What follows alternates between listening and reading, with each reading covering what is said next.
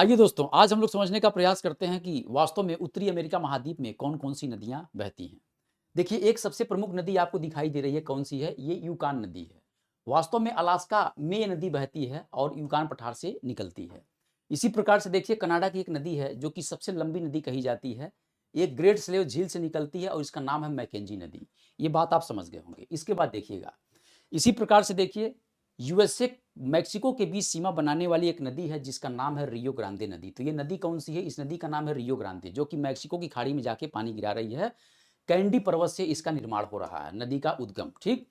इसी प्रकार से देखिए, यूएसए में एक पठार है जिसका नाम है कोलोराडो पठार। इसी पठार के बीचों-बीच से नदी बहते हुए जा रही है और ये नदी है कोलोराडो और ये दुनिया का सबसे बड़ा कैनियन बनाती है, जिस कैनियन का नाम क्या है?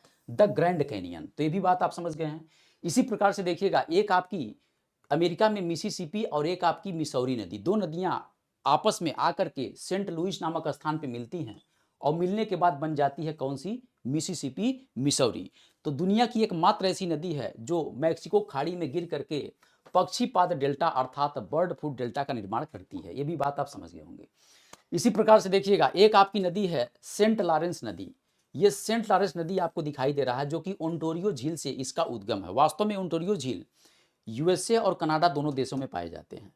तो यहाँ से इस नदी का उद्गम हो रहा है और इसी नदी के बीचों-बीच में एक द्वीप पाया जाता है जिसको मॉन्ट्रियल कहा जाता है। तो मॉन्ट्रियल शहर, जो कि दुनिया का सबसे बड़ा क्या है?